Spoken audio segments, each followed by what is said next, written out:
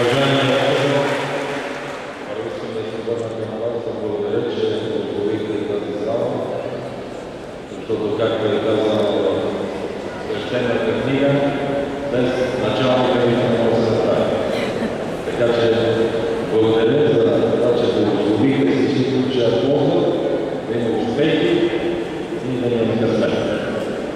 Уважаеми господин Стоков,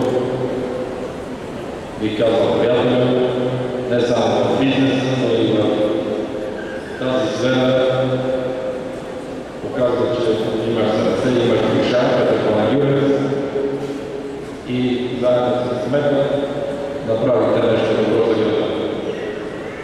Така че едно прекрасно съоръжение с цялата инфраструктура, човек може да си мисли, че е много снаряда, както е фонтаните. Прекрасен парк, а и ние като държава направихме пречиствателната станция, която е изключително важна за екологията и природата 100% чиста. 10-15 септември ще е готово депото за битови отпадъци. Още помня тук как пърчака продукците по пъти и се падаше в дъжден. Модерно съоръжение за 100 милиона. Водопроводи, канализация. И ако е казал Господ, преди Нова година за Коледа ще открием, може би, една от най-модерните болници в Югоизточна Европа. Пак с публично-частни партньори.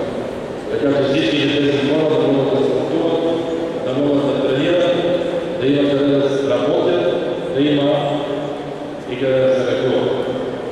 Насъдите подава този хубав турнир. Виждам колко модерно съоръжение сте направили.